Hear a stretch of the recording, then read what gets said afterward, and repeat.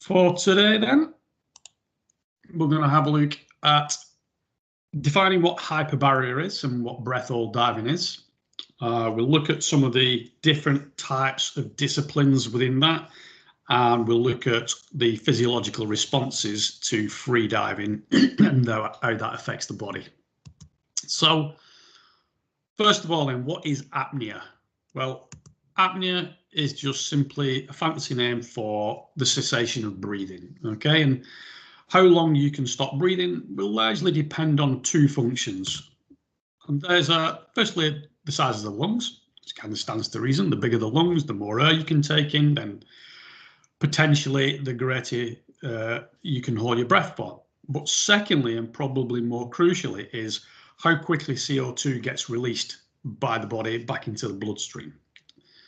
So in terms of the history of breathing, I just don't like drinking through plastic. Oh yeah, because the chemicals, I feel like because the heat, it going through the plastic, I feel like I'm drinking plastic. Yeah. The worst is cardboard lids. I don't know if you. Ben, you appear to be having another conversation here. Please mute your mic. Sorry about that. Okay, so as I said, the history of freediving dates back over 8,000 years. And people have been diving for sponges and pearls and food and things like that, as I said, for thousands and thousands of years. And archaeologists who are exploring in what we now know as Chile remains of an ancient tribe called the Chinchorrean tribe. And they found evidence of these repeated depth dives within those. And they discovered that because they identified a condition called exostosis. And exostosis is where the small bones of the middle ear or the ear canal start to grow over the external of the opening of the ear. And the reason for this is it protects the eardrum from repeated bouts of cold water and repeated bouts of depth diving. And this is something that we know these days as surfers here. You get a lot of surfers that suffer from this condition from spending plenty of time in the water. So that's kind of the origins of it. But in terms of it becoming an actual sport, then that came about post-World War II, where a lot of the American GIs, frankly, a little bit bored and didn't have anything to do, and they started having competitions between themselves as to who could dive the deepest, and then it developed from that into the sport of free diving that we know today. A little bit of homework for you. I want you to go away if you've not seen these films already. One's called The Big Blue, and the other one's called Breathe. Okay. Breathe is more of a documentary. The Big Blue, if you've not seen it, is a film. I think it's Sean Pertwee, I think. But they're all about free diving. Two pretty good films. Okay then. So in terms of the different records, or the longest, there's different disciplines, and I'll show you them on the next slide. But what is, and feel free to either unmute yourself or just type a comment in the comments box, but what's the longest breath hold? What's the record for holding your breath? Is it 2 minutes 34, 4 minutes 15, 11 minutes 7, or 24 minutes and 3 seconds? Which do you think's the world record?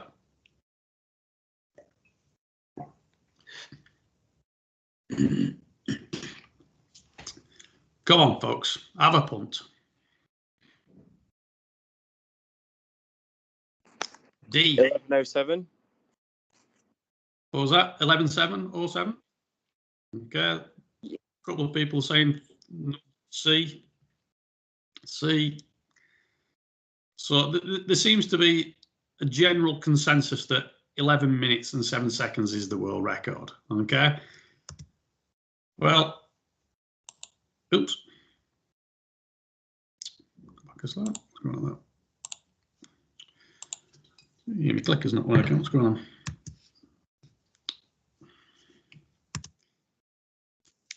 Hang on. It's all gone wrong. My computer's having a bit of a wobbly. What's going on here? Okay, well, it's actually 24 minutes and 3 seconds, okay? Which seems like a ridiculous amount of time to hold your breath, but that wasn't done just using atmospheric air. So there are a number of different records. So you've got static apnea, which is what that record was. So within static apnea, you've got either breathing atmospheric air or breathing pure oxygen. Now, the record for breathing pure atmospheric air is 11 minutes and 53. The record of 24 minutes or 3 was set breathing 100% oxygen. So before they put the head into the water, they breathe pressure 100%, excuse me, oxygen. Now, because of that, and we'll explain why later, that suppresses carbon dioxide, and therefore you can hold your breath a lot longer. But as well as static apnea, we've got dynamic apnea. Now, you can either do that with fins or without fins, and this is generally done in a swimming pool because it's a stable environment. You've not got waves and things like that. And they'll just take a breath and then pop their head into the water, and as we can see in this top picture here, they'll just float motionless on the top of the pool and they'll hold the breath. Excuse me. You've then got, that's static apnea. With dynamic apnea, you can do it with or without fins. So again, they take a breath at the surface, pop under the water. It's done in pools again, generally speaking, and they'll just swim lengths up and down the pool under the water until they can't breathe any longer. Okay, and the record for that is 300 meters. So if you think of a normal pool, 25-meter pool that you might go swimming in, that's 300 meters. So that's a hell of a long way, nearly 1,000 feet.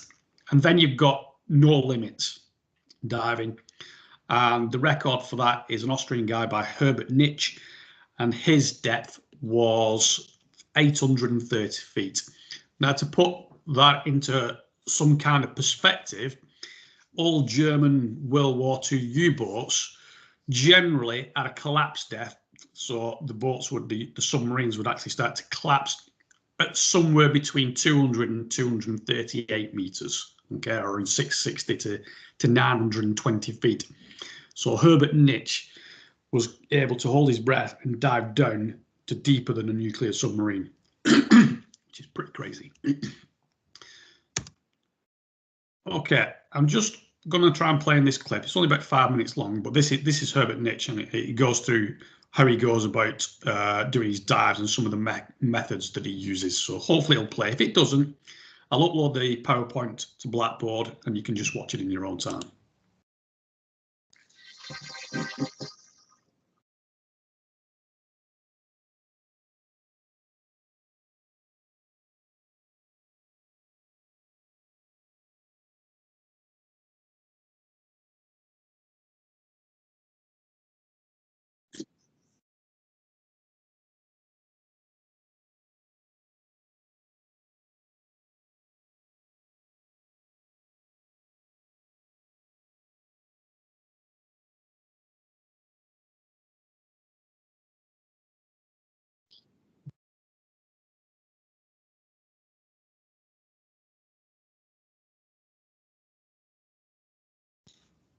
Okay, so you guys can't see that. Okay. Well, I don't know what's going on. I don't know what it is, but when I share the screen in this format, it doesn't play videos particularly well. If you share the whole desktop, it does it before. For whatever reason, I can't share my desktop today. Doesn't matter. Anyway, as I say, I'll upload the PowerPoint after this session, and you can go and read it. You can go and watch the video in your own time anyway. So.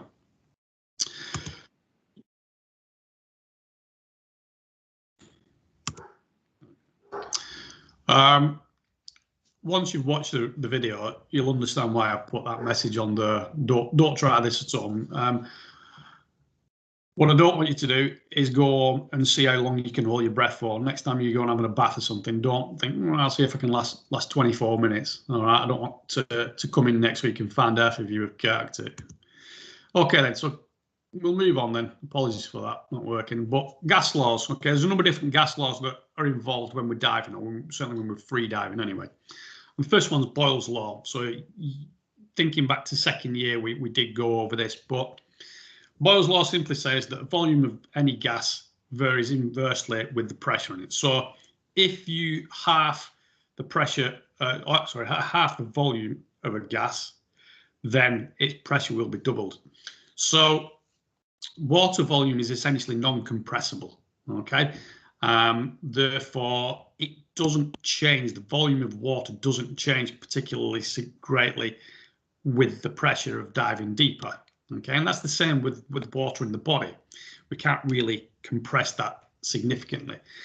And in fact, even if you go down to around 4 kilometers depth, where the pressure is around 4 megapascals, then water volume is only actually decreased by about 1.8%.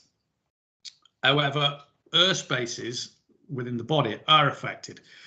So if you think about when you've been to the swimming baths, depending on how deep the pool is, when you've dove to the bottom of the pool, you'll feel pressure in your ears, and you may even feel some pain in your ears, depends on the individual, but you don't feel the pressure on your body. You certainly don't feel pain on your body at that depth. And that's because the water compartments within the body don't compress, but the fluid in your ears do compress.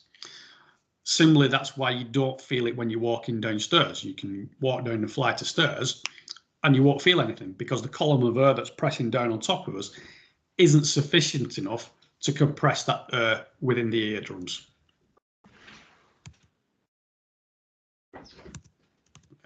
Charles' law is another law that's important when it comes to diving. So if you remember back to second year, Charles' law states that gas volume is affected by temperature. So if you take a fixed pressure of gas and a fixed volume of gas, that volume will change depending on the temperature of that gas. So if you consider, say, a hot air balloon, as you start to heat the air with the blowers, that air starts to expand because of the temperature, and that's what causes the balloon to rise. And it's exactly the same within the lungs. So as you descend to deeper depths, the water gets cooler, and that's not a problem in itself. The problem becomes when you turn around and you start to come back to the surface, because if you don't expire that gases, any excess gases, as you start to ascend and get to warmer waters, then those gases within the body start to extend and expand within the lungs, and they can cause the lungs to rupture. Okay, so this is why we need to breathe it off. So typically, if you take a fixed volume of gas and go from 0 degrees to 100 degrees, that volume will expand nearly 37%. Okay, so depending on how deep you dive, that becomes more important as we start to ascend. So in terms of how much that pressure is then, the pressure that divers experience is a combination of the water pressure pushing in all directions on the body, but also the pressure of air at sea level, pressing down onto the surface of water. And that's what we call hydrostatic pressure. So at sea level now, we're experiencing a pressure of around 760 millimeters of mercury. Okay, and that's equal to pressure of 14.7 psi, and that's what we call 1 atmosphere. Okay, as you start to descend into the water, then that pressure, that hydrostatic pressure, starts to increase. So at 10 meters, the pressure of the water pushing in and on you from all sides is also equal to 14.7 psi. So you've got an added effect. So the absolute hydrostatic pressure at 10 meters is 29.4 psi, pounds per square inch. So you've got the 14.7 from atmospheric air, you've got 14.7 from the pressure of the water at 10 meters. And that's what we call 2 atmospheres. And then every 10 meters that you dive after that, we simply add another 14.7 psi to it. So if we the world record dive, then at 830 meters, the hydrostatic pressure is 383 psi. So if you consider that an average male exerts a ground force of about 8 psi, at that world record depth that Herbert Nitsch did, that's equivalent to around 48 men standing on his chest, the weight of 48 men standing on his chest, which is a phenomenal. So how can they withstand that? Okay, and we'll come on to that a little later on into this session. Okay. Okay, so in terms of the effects of diving on lung volume then, if you were to dive to 10 meters, okay, then the lung volume is only around 50% of what it is at the surface. So it's roughly about half of the lung volume at the surface. Excuse me. So you think normal lung volume is about 6 litres. At 10 meters, that's reduced to 3 litres. Okay. And again, at that world record depth, that lung volume would be about 0.25 litres. Okay, so from 6 litres of air compressed all the way down to less than half a litre. Okay, and the lungs at that depth are approximately the size of a 50 pence, just slightly larger than a 50 pence piece, with the amount of pressure that's forced on them. And if you were to take a breath, a normal tidal breath, so around 500 mils of air, if you could take that at 10 meters depth and use to hold that breath up to the surface, then the lungs would expand significantly to cause overdistension of the lungs. It would cause rupture of the alveoli, and it would cause hemorrhage. And that's what we call a spontaneous pneumothorax. Now, with freediving, that's not really an issue, generally speaking, because we just don't tend to take breaths under the water for obvious reasons. Excuse me. But there are other complications that can occur as a result of breath hold diving.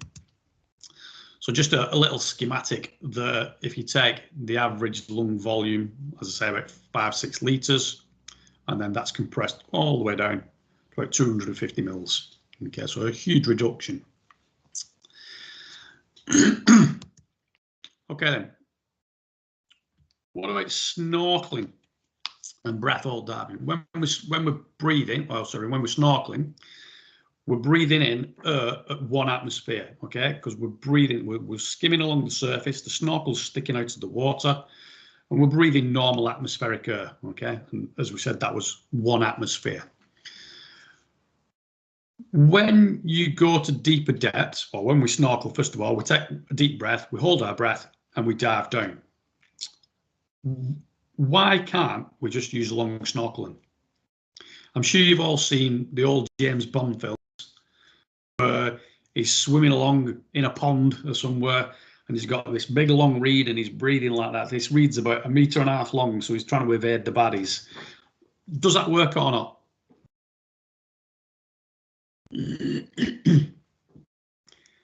Yes or no?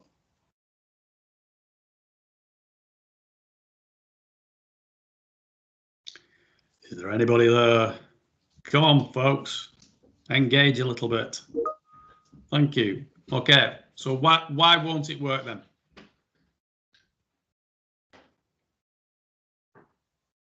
What's the problem with just getting a longer snorkel so that we can stay down for longer?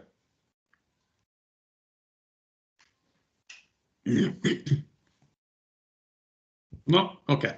Well, the problem is because of the pressure of the water, primarily. Is it because of pressure gradient? Yeah, in fact. So if you dive to just 0.9 of a meter, so just less than 1 meter, the compressive forces of water pressing in all around you make it physically impossible to breathe out. Okay, we just can't breathe out, because if you did, you would need to the lungs would have to extend with such force to force that water in all directions out away from the body. And we just can't do that. It's impossible. And that's where scuba comes in, which we'll talk about next week, because scuba uses pressurized gases, which do enable that to happen. So with a normal snorkel, that 1 atmospheric breath, depending on the individual, will typically allow us to dive for about 30 seconds to 40, 50 seconds, somewhere there or thereabouts, at which point carbon dioxide will start to build up to a level where we feel the urge to breathe, and we've got to come back to the surface, breathe out through the snorkel, and then take another breath in.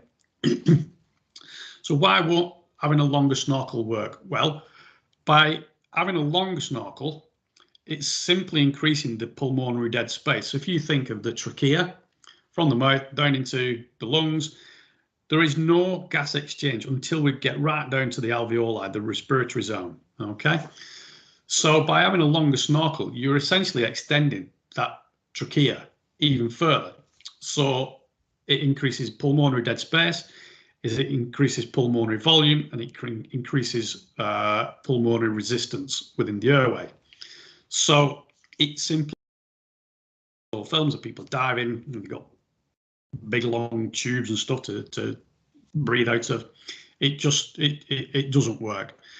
And the ideal length for a snorkel is around 15 inches in length and 3¼ inches in diameter, which coincidentally is pretty much the length of the trachea.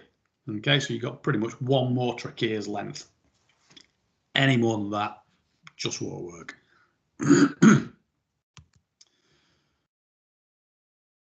Okay, so when we do a free dive, we breathe in approximately 1 litre of air to start with, and that temporarily prevents the release of CO2 from the body to the external environment, so into the water, and therefore we get an accumulation of CO2 within the body.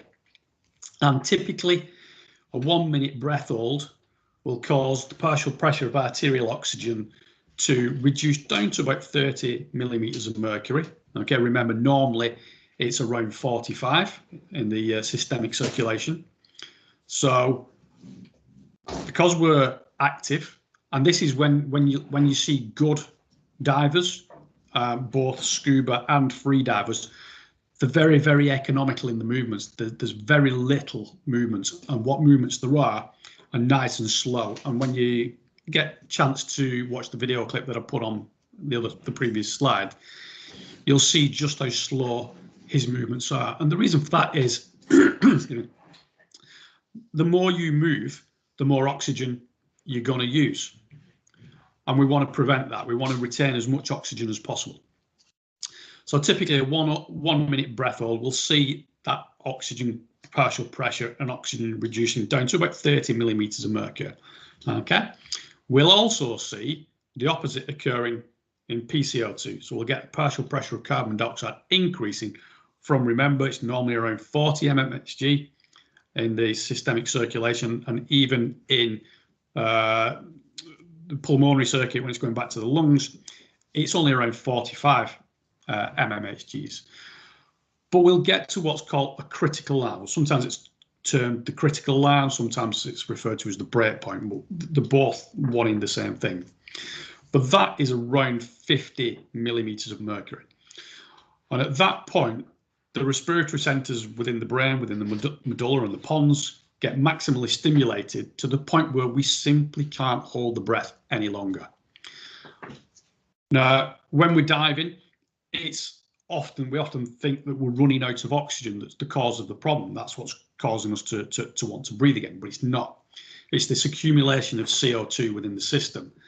So once we reach that break point, we get what's called an impulse to breathe. And that impulse to breathe is an involuntary response by the body, whereby the brain says, we have to breathe. We cannot hold this breath any longer. We need air. And we need to get, more specifically, we need to get rid of that CO2. At which point you've got to breathe. And if you're underwater, then that can become a problem. Now, we can change that. We can affect that critical line. So with training and with the use of pure oxygen, we can suppress that CO2 further to start with. So we've got a bigger buffer before we start to get to that critical line, because we've suppressed it right down. And in some cases, it can be as little as around 10 to 15 millimeters of mercury, the PCO2. So if you can do that, then we can hold our breath for longer before it gets to that threshold. Now, I put down the hyperventilation. There are issues with hyperventilation, and it's not generally practiced anymore. So without hyperventilating, the longest breath holds around 4.5 minutes. With hyperventilation or with pure oxygen, then, as we've said, we can do these really extraordinary breath holds, 15, 20 plus minutes. But by hyperventilating, that essentially suppresses CO2. So it lowers those CO2 concentrations.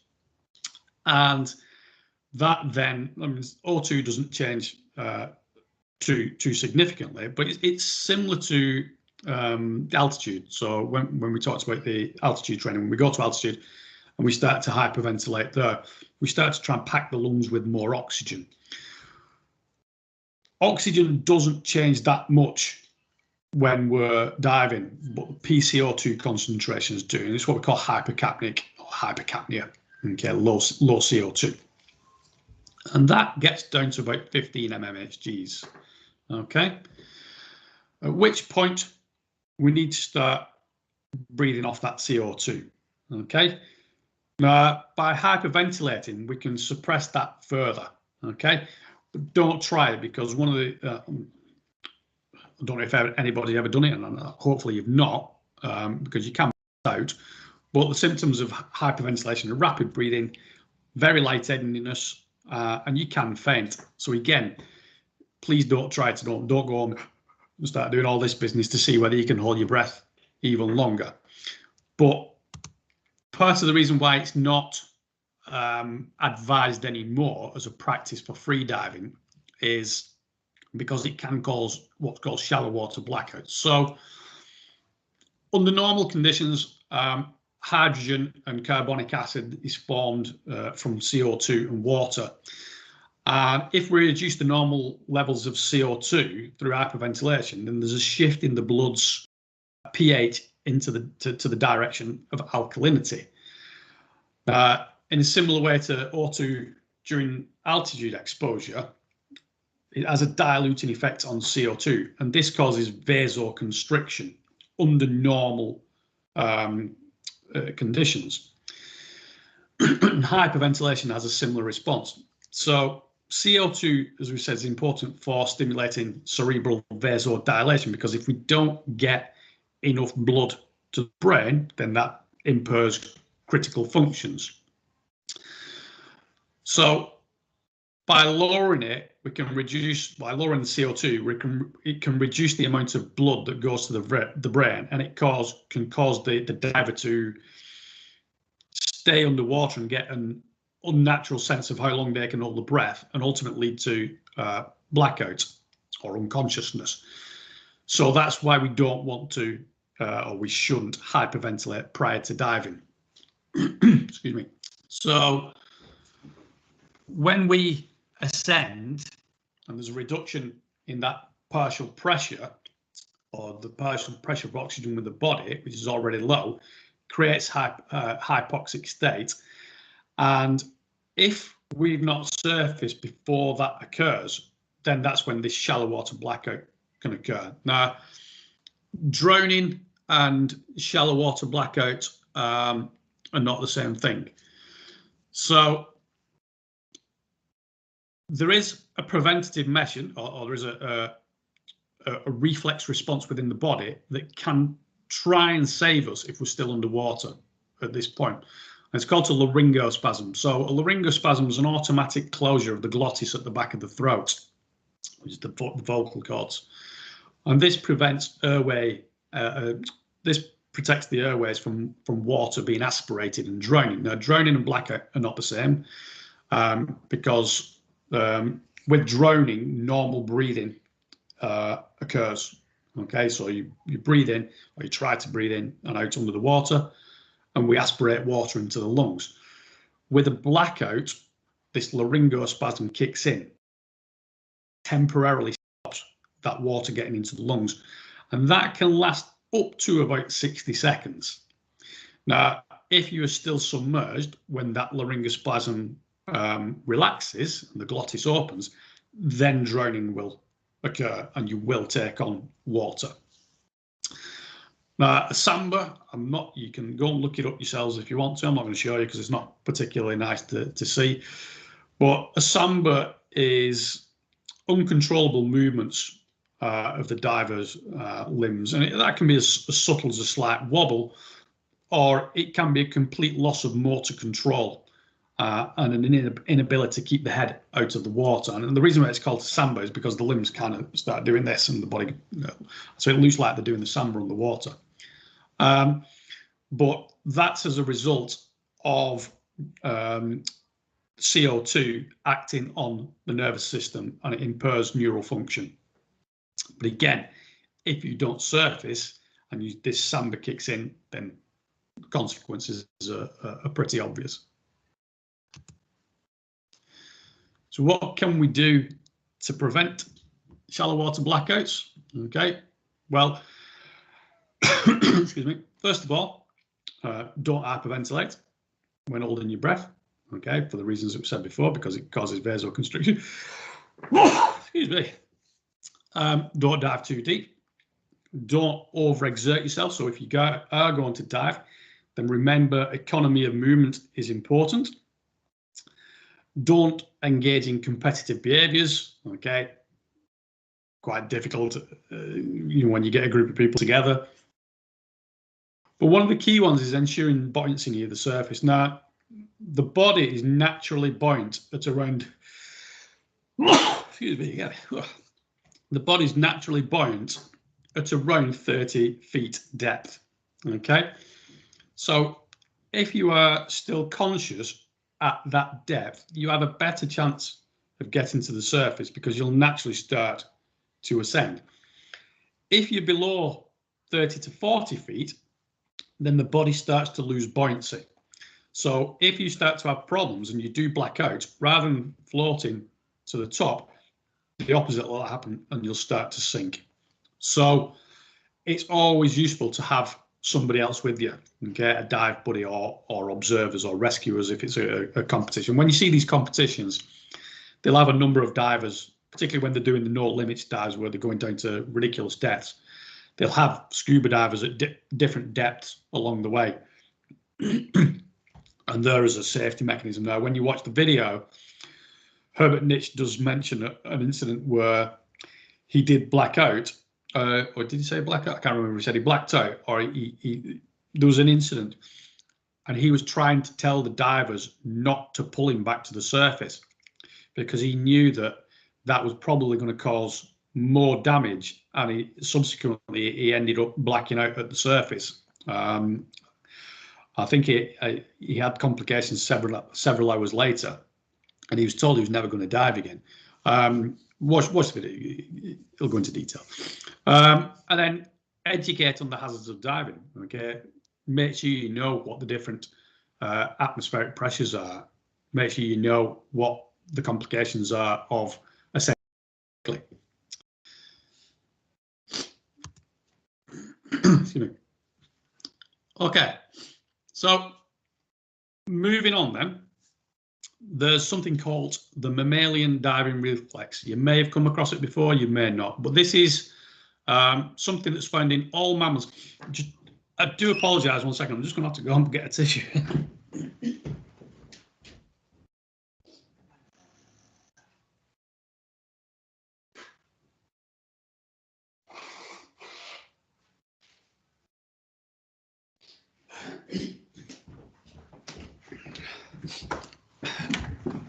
Sorry about that, folks. Okay, yeah, so where was it? Yeah, the mammalian diving reflex. So it's a phenomenon found in all mammals, including humans, but more specifically aquatic mammals, okay, particularly seals and whales and the likes. However, it's an ancient throwback response, whatever you want to call it, that's attenuated over years. If you go back to the Chinchorian people that I mentioned earlier on, and the Japanese pearl divers, that response is still very much strong in those individuals because they've evolved, and as a tribe, as a group of people, they've continued to do these repeated dives on a regular basis, on a daily basis. So as a result, they've genetically evolved, and they've maintained this mammalian diving reflex to a much stronger extent. For the vast it's not a anymore, but it is still there. And it's very common in babies. Okay, so when you see the images like this one of babies in swimming pools when they're first born, that's why, because they still have a very strong mammalian diving reflex. And it's an evolutionary response that helps to conserve oxygen when we dive underwater, particularly in cold water. And the way it works is, as you stick your head into cold water, there's chemoreceptors around the entry of the nose, and they're stimulated, and they help to reduce heart rate by as much as 25%.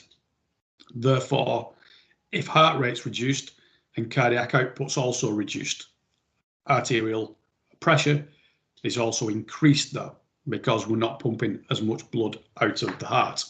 So in terms of those cardiac responses, those cardiac rhythms, initially when we get into cold water, and for anybody who's ever been open water swimming, if you dive straight into the pond or whatever, the sea, you'll probably get a bit of a shock and you kind of takes your breath away a little bit. But as you start to acclimatize and you put your head into the water, so initially the heart rate's pumping, okay, we get this anticipatory response, this tachycardia, whereby the sinoatrial nerve is stimulated. We get this anticipatory rise and the heart rate increases rapidly. But the longer you stay in the water, we get a biphasic response. So we start to adapt, and we get an increase in parasympathetic nervous activity to the sinoatrial node, which helps us to slow the heart down, and you can physically feel it. You can feel the heartbeat reducing. And that's because of this cold water. It doesn't happen in warm water, it only happens in cold water. And as a result of that, we get enlargement of venous blood flow, and the heart cavities start to extend, or distend, should I say. So the increase in blood flow back to the heart, we get a reduction in blood flow to the limbs, but this reduction of blood flow back to the heart is thought to help in preserving the rigidity of the heart and the chest and the lungs, because we get an influx of blood to the lungs as well, so that it prevents the lungs and the heart from collapsing due to the increased pressure of the water when we start to dive.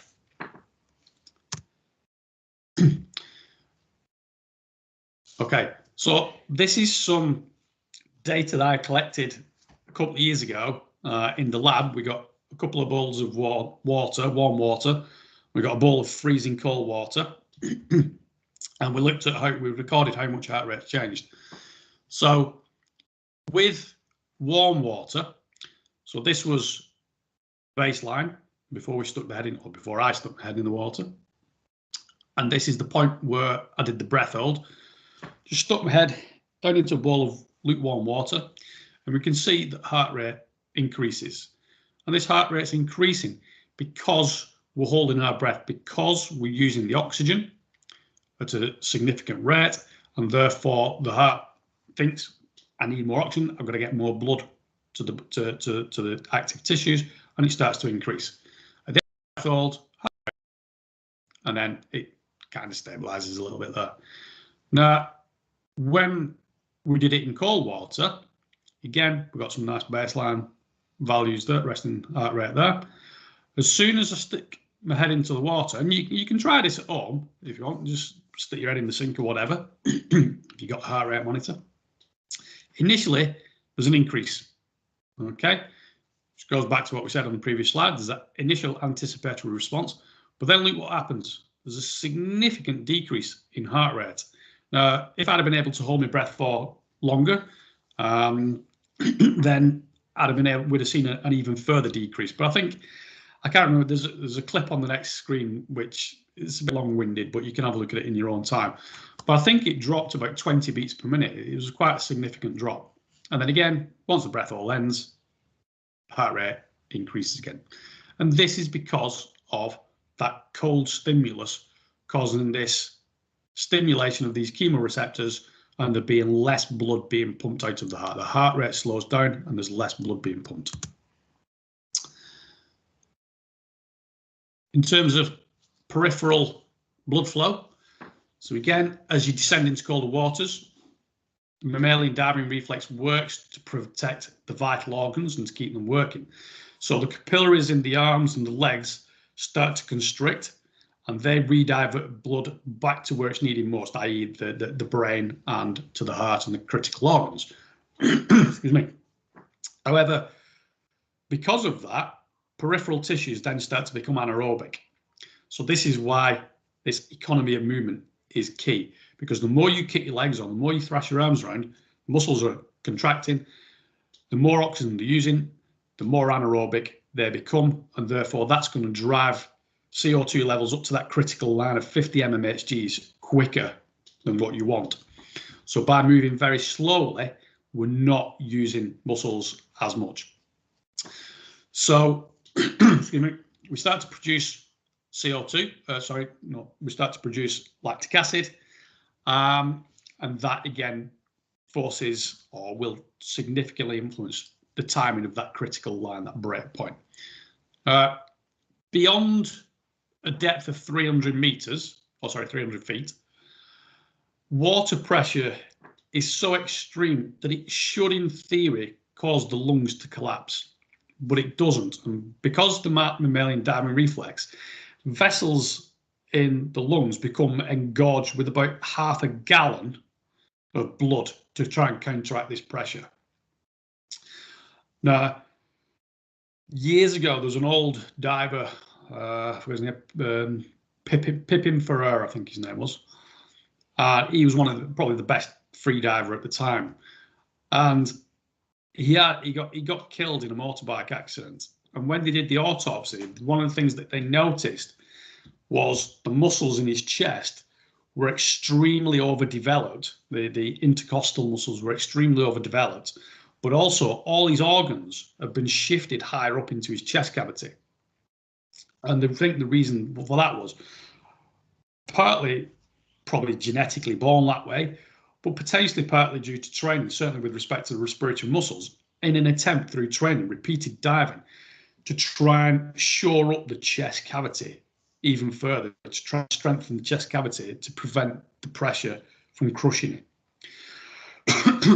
And partly this is what's happening with the heart and the lungs. We're getting this massive influx of blood into those areas. So not only have we got the chest muscles contracting to try and prevent it being crushed, we've got a huge amount of blood in those organs to also prevent them being crushed as well. And blood pressure readings have been recorded as high as 354 millimeters of mercury for systolic values. And that is akin to the Valsalva maneuver when we're doing weightlifting. So if you think when you're trying to do powerlifting or something like that, you'll often see them, they'll grab hold of the bar, and just before they lift, they'll breath in and they'll hold the breath, and then they'll pull.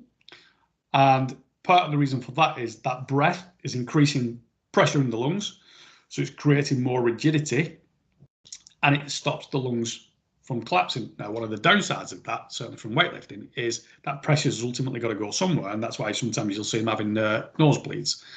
But it's essentially the same process when we're diving, only we're not holding the breath, or we are holding the breath, but it's not that's increasing rigidity within the core, blood redirection that's causing that rigidity.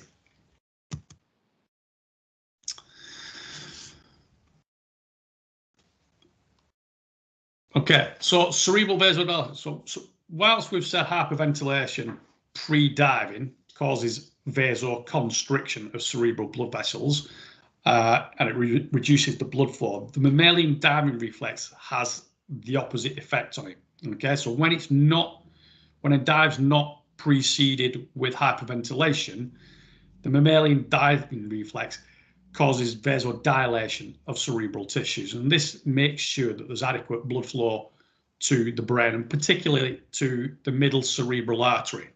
Okay, we've mentioned before that middle cerebral artery, if you think back to your second year phys, blood flow through the middle cerebral artery has been shown to be highly influential in not only central command of breathing, the motor cortex, but also during exercise.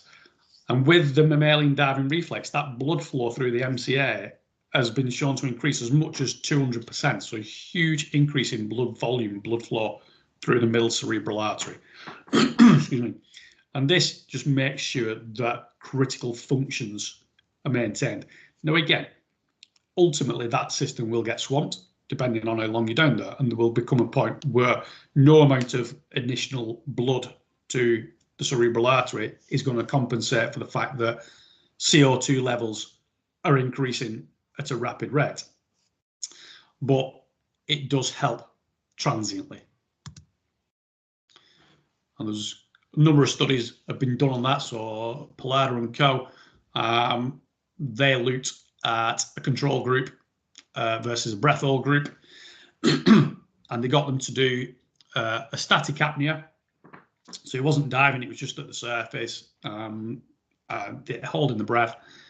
And they looked at the blood volume in the middle cerebral artery as a percentage from baseline, so a percentage change from baseline, at 25, 50, 75% of that breath hold and at the end of the breath hold. And we can see from this graph here that the circles, the white circles, the control group, and the black circles are the breath hold diving group. And we can see at all percentages of that maximal breath hold, blood flow through cerebral artery was considerably different, with the exception of that first point there. But from 50, 70% to the end, it was significantly greater. And particularly at 70, 75, and the end, there's a huge difference in blood flow.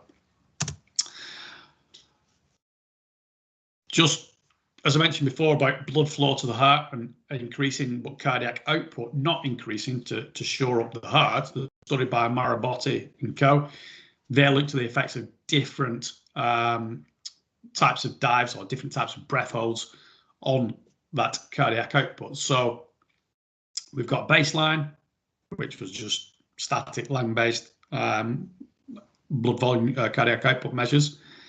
Then we've got A, B, C, and D. We've got four conditions. So condition A was just head out of the water but immersed. Okay.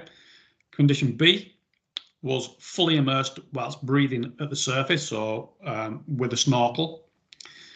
So we can see a significant decrease in cardiac output, even just from head out of the water to head in the water. Condition C was a breath hold dive, okay, at the surface, also a static apnea dive. And then condition D was a breath hold dive to a depth of 5 meters. So we can see from condition A, head out of the water, down to the actual depth dive, there's a big change in cardiac output. Okay, so a big reduction in the amount of cardiac output within that dive to try and prevent the heart from collapsing. The spleen is also involved as well. So we've talked about the lungs, we've talked about the heart, but the spleen also plays a significant role in how long we can dive. And the spleen essentially acts as a huge reservoir of blood. Okay, so when we dive, it actively contracts, and that essentially is like a sponge, if you like, and it squeezes out more oxygenated blood cells into the circulatory system. And as a result of that, that can add several seconds. You can add 30 to 60 seconds onto how long you can hold your breath. Again, in humans, this is not a particularly strong response, but in animals, particularly seals and Wales, that's a massive response, and that can be as much as 60% increase in oxygenated blood being forced into the system. But for humans, that's a little less. We see about a 20% decrease in splenic size, but a 10% increase in the amount of oxygenated hemoglobin that is expressed or forced into the bloodstream. Now, when you watch these divers, you'll pretty much always see them doing a number of practice dives. And those dives are not just to get them in the zone and to practice the breathing, the breath holding, stuff like that. Part of the reason for those repeated practice dives is for this, to stimulate that active splenic contraction, okay, and to try and get more blood being forced into the bloodstream. So a study by Brakovic and co. again looked at the effects of splenic volume after 5 breath holds, and then also after up to an hour afterwards in trained apnea divers or trained breath hold divers and untrained individuals. And we can see the triangles are the untrained individuals and the circles are the divers. And again, for every breath, all of the 5 breaths, there was a significant difference in spleen volume. So those divers had a much smaller splenic volume following each dive because they were forcing more blood out. But that also stayed suppressed for up to an hour later. So not only was it increasing breath hold dives themselves, there was also more oxygenated blood remained or released into the bloodstream for up to an hour later. Now, for non-sea diving type activities, there may be a potential though for an endurance performance if you could somehow simulate that pressure on the body and cause the spleen to actively contract. Then maybe there's an potential increase in land-based aerobic type performances. So I've just thought of a new research project there. Anybody want to do that for the project? But if you could do that, yeah, there's certainly potential there. Okay, just to finish off, then there's a number of complications that can occur from diving, and these are called barotrauma. Okay, there are less issues from free diving as there are from scuba diving, as we'll talk about next week, because with free diving we're not using compressed gases. So the issues primarily are shallow water blackouts that we talked about and drowning. Not necessarily the bends, because we're not diving, well, we are diving that deep, but we're not forcing nitrogen into the tissues like we are with scuba diving, so we'll talk about that next week. But one key problem is called otitic barotrauma, and that's burst eardrums. So the body can stand hydrostatic pressure pretty well, but in these spaces within the body where there are air pockets, and the ear being one of the key ones because it's quite sensitive, then we can get what's called otitic barotrauma. So you can get hemorrhaging of small blood vessels within the ear, and you can get blood leaking into the eardrum. Okay, and you can also get something called now one of the things that we can do is equalization. So I'm sure you've all seen it at some point, or you might have even tried it when you've been to the baths and you dive down once and you feel a bit of pressure, you come back up and then you go like that and pinch your nose and you blow out, and that forces air into the ear. So if you think back to second year phys last year, you've got the eustachian tubes that connect the nasal cavity to the eardrums, and that's essentially what you do. When you do that and breathe out, it's forcing air into that middle ear. So I said right at the start, you've got small bones. You've got 3 small bones in the middle ear: the incus, the stapes, and the malleolus. And they're there to, well, primarily for balance, But if there's not enough air in that middle ear, they rub together and cause friction, and that's what you're feeling when you dive down. So if you can increase the air in that ear cavity, then it prevents those three bones from rubbing against each other. So by doing that, that's what you're doing. But the problem is if you do it too much, then you can pop your eardrums, and you can get this, or you can get something called a spider's web eardrum, where you perforate the eardrum and it kind of looks like a spider's web. Excuse me. So finally, last slide to finish off with for today. Just two different equalization techniques that you can do. You've got the hum test, you've got the Frenzel test. Okay, so the hum test is you're humming and moving your jaw backwards and forwards. So if you take a breath in and then start humming and move your jaw in and out, if you can hear the sound changing, then that indicates that the eustachian tubes are open and you've got air going in and out. If you do that and you can't hear that change in volume or that change in sound, then it indicates that your eustachian tube may be a little bit blocked. Okay, so when you get a cold, try it when you get a cold as well. You shouldn't hear the change, or certainly not hear as big a change.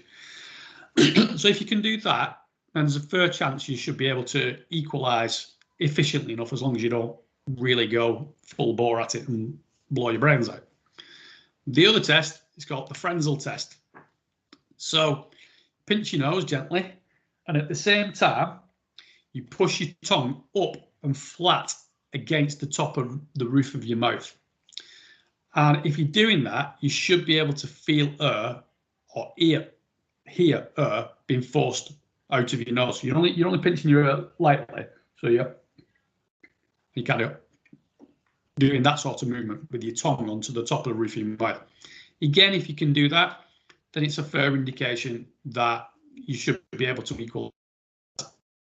Now, if you can't do these, that's not to say you're not going to be able to dive and you're not going to be an effective free diver, but it may cause more complications, certainly within the ears and the nasal cavities. Okay, so that's us done for today. A relatively short, easy session for this week. And next week we'll come on to scuba diving, and we'll look at the physiology and the mechanics of that, and some of the more serious challenges or ailments that come with breathing pressurized gas. Okay, as I say, free diving is not too bad. Scuba diving is a different kettle of fish. Okay, there's a lot more complications as a result of scuba. Any questions? Can I just make a clarification on the assignment as well, on the altitude assignment? I'm getting so many emails about this assignment. All right. Firstly, go and read the MIP. Watch the video that I did. It's all in there. Secondly, with respect to the actual training plan, you don't need to go into too much detail on the specifics, like the sets and reps and things like that. I really just want to see what the altitude gains are, session by session, what the durations of the sessions are, and then just tell me whether it's an interval session, a strength session, or an endurance-based session. You don't then need to go into the details of what that specific session is. So how many sets of this and how many reps of that. Interesting, and the word count won't allow you to put that level of detail in. Okay, I'm more interested in what the duration and what the altitudes are. Now, I've had a couple of emails this morning, and I've had quite a few over the last 2 weeks about appropriate training plans, and there seems to be a bit of a misunderstanding, and a lot of people are putting a lot of emphasis on strength training. And whilst strength training may well be important for marathon training, we're not really focusing on that per se. We're focusing on an acclimatization strategy. Okay, so don't go down the route of telling me all about strength training. Okay, because you'd be going down the wrong route. Okay, Tell me about acclimatization. And remember, ultimately, it's a marathon. You're running a marathon at plus 5,000 meters elevation. So for me, train is getting them used to running at altitude. Regardless of how you do that, whether it's live high, train low, live low, train high, live high, train high, whatever, ultimately you want to get them running at altitude prior to that race. But don't forget, you've got 10 to 14 days walking in as well. That should really be accounted for as part of your acclimatization strategy. So, and I've said this to everybody who's dropped me an email, and I said it in the drop-in session last week. Please go back and read that, watch that video recording of that drop-in session. Nod, nod, wink, wink, hint, hint, hint, right? Prior to going, I would adopt a live low, train high strategy, i.e. doing some sort of supplementary simulated altitude, like I showed you in the video clip earlier in the semester, where I used the altitude simulator. So you're getting them to do some activity at a simulator. You need to tell me how you're going to structure that. So again, go and look at the video, look at the example screen. I gave a screenshot partway through that video of the training plan that I did, and present it something like that. Okay, so session one, week one, session 1, 2, 3, however many sessions you're doing, duration, altitude. So I can then see how you're progressing that altitude and how you're progressing that training of that acclimatization process. Okay, you've then got the 2 weeks or 10 days, whatever it is. As I say, there's different organizations do different length treks into the start. But use that as part of it, and that's your live high, train high element. So you've got them to do some pre-acclimatization to get used to what it's going to be like at that altitude and exercising that altitude. You've then got a really good 2-week block where you're living and training effectively, because you're walking in at that altitude, and you've got progressive gains in altitude every day. So tell me about what the distance covered. Well, I'm not that bothered about the distance covered per day when you get there, but I am interested in what the elevation gain is per day and why. So think about what are the general recommendations for altitude gain per day to offset altitude sickness. And then your discussion is just explaining it. So explain what was the rationale behind your pre-acclimatization program, and then what was the rationale behind the 14-day walk-in and the altitude gains that you made each day. Okay. That's it. That's all you need to do. The intros should be straightforward. Overview of physiological responses, cardiac, respiratory, hematological.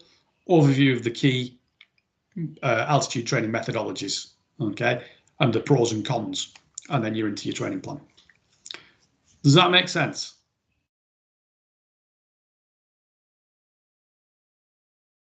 Yes or no? Yeah, yes. Makes sense. Thank you. Okay. So I'm going to be really cruel now. I'm going to say I won't be responding to any more emails asking me about the training program. If you've got other questions, generic questions, fine. I'm not going to respond to any more emails asking me about the training program. Okay? And the simple reason is I've been on Blackboard and barely any of you have actually gone and accessed the MIP and read the assignment brief. Okay? Because I've got tracking switched on. It's all in there. It's all in the MIP. It's all in the separate assignment brief that I've put on Teams under the Files tab, and it's all in the video briefing that I've given and the recording from last week. So if you've got generic questions, that's fine, but you should have enough information with the very strong tips I've just given you and last week of what the strategy should be. You just need to decide on how much you're going to increase the altitude per day and how long your durations are, of which there's loads of information out there. Okay? Any questions about today's session? No? Okay, we'll call it a day for then. And remember, please don't go try and holding your breath in the bath. Okay, I'd like to see you all here next week. But yes, one last point on that. There is a session next week. I know teaching, you've had the email around saying teaching on campus ends tomorrow. Okay, that's on campus. We still have a normal session next week as scheduled. Okay. Cheers, folks. Catch you next week.